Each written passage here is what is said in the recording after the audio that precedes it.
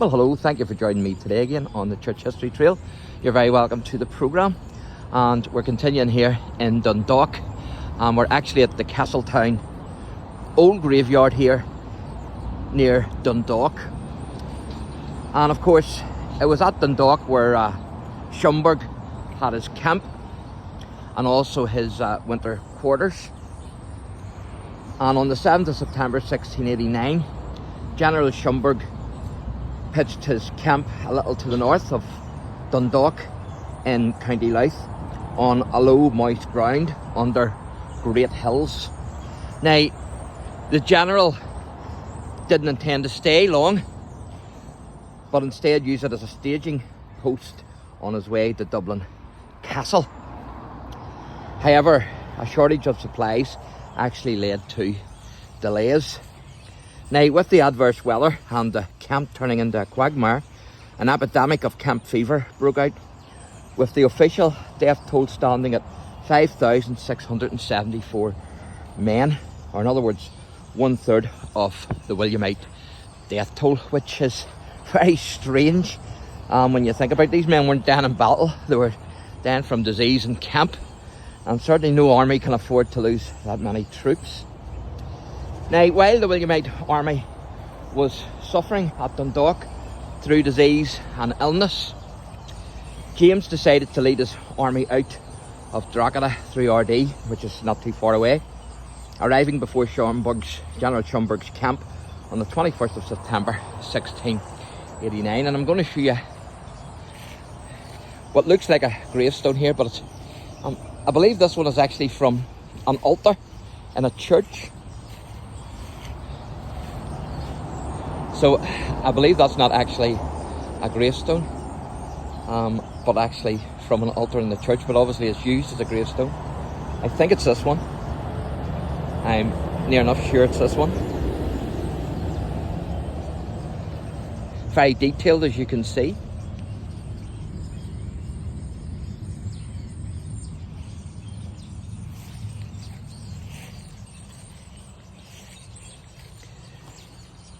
So many of Schomberg's staff actually pressed the aging General Schomberg to order an attack on King James's Jacobite army, but Schomberg decided to stay behind in his own defences and to wait it out.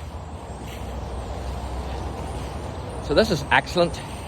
Just came across this wee graveyard on the way into Drogheda, or sorry, on the way into Dundalk. And so after some exchanges of gunfire between the two opposing sides, the Jacobite army withdrew, with both armies then going into winter quarters. So the campaign was effectively at an end, for that year anyway, 1689. Now, William of Orange, he was angry, of course, at Schomberg's lack of activity, and he decided to personally take charge the following year, which was 1690, and so he came to Ireland himself. He arrived at Carrickfergus Castle on 14th of June 1690, and he says, "I did not come to Ireland to let the grass grow under my feet," which was probably a wee dig at Schomberg, because that's exactly what was happening in Dundalk. The grass was certainly growing under General Schomberg's feet. Now, there's a gentleman buried here from that period, from the Battle of the Boyne, 1690. So that's where I'm taking you now, up to see his grave. And then we'll have a wee look at the church, the medieval church here. So his name was Arthur McMahon, and he was born in 1665 in Dundalk here, County Louth. And he died on the 17th of March, St. Paddy's Day, 1721. He actually died of a disease brought on by a gunshot wound that he had previously received at the Battle of the Boyne on the 1st of July 1690.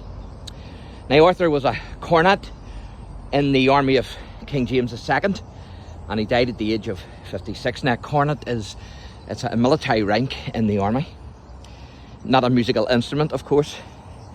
Now, Arthur's son Patrick, his health was affected by the earthquake in the city of Lisbon in 1756, And it actually caused him, because of his ill health then, that he had to resign his professorship in the college of that city. Big enough graveyard here, as you can see. So this is it here. This is the grave of Arthur McMahon and his relatives. Excuse me. And Arthur he died through a gunshot wound that he received at the Battle of the Boyne. He received that on the 1st of July 1690, but he didn't actually die until the 17th of March 1721. So absolutely fantastic, isn't it? So that's Arthur's grave. Big connection here with this grave and the Battle of the Boyne in 1690. And so that's when he was wounded. 1st of July 1690, but he didn't die until 1721. But fantastic.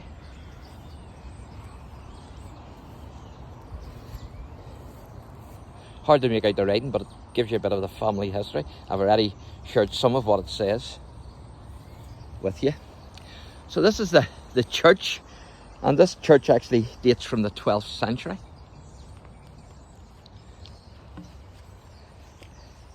So I want to show you the church, show you Drogheda. I keep calling this Drogheda. It's Dundalk.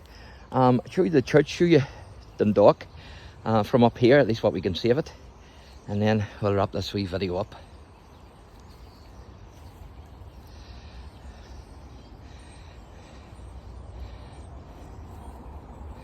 So this is another old church. I had you in an earlier one from the 12th century. This one is from the later 12th century.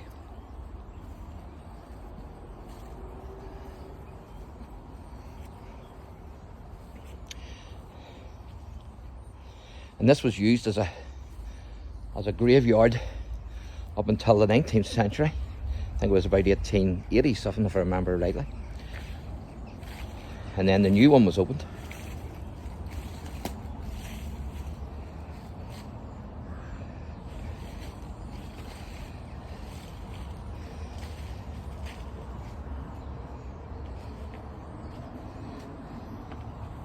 Somebody's been lighting a wee fire in there, maybe a barbecue. Let's see if I can make this one out. 18 something.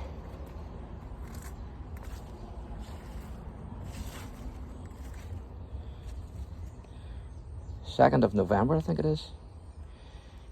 Looks like 18 something. I think, I'm not sure.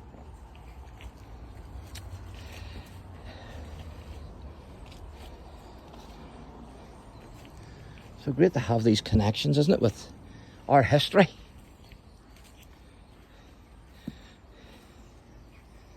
There's an interesting grave there. A headstone. Oh, that's the King's. That's a soldier one.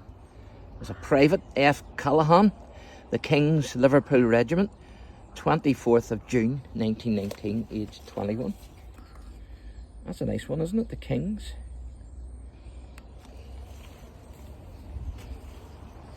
Just seen that there.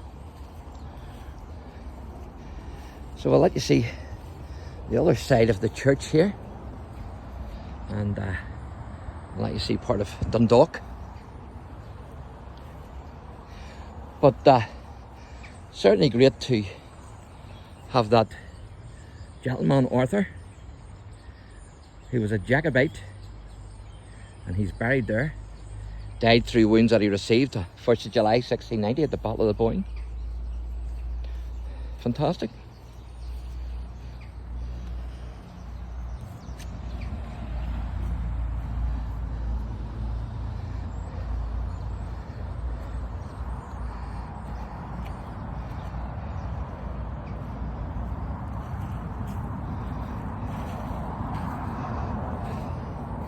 You see the side of the church.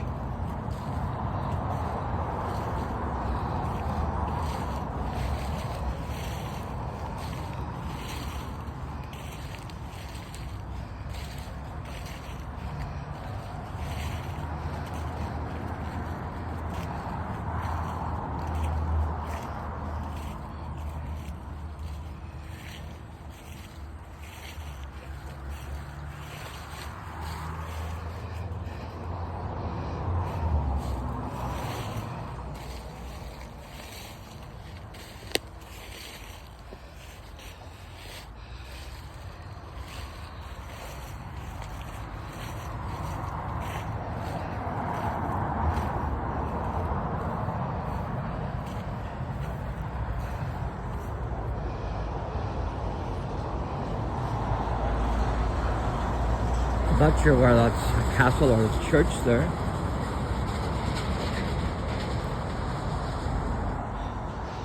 But there's Dundalk for you.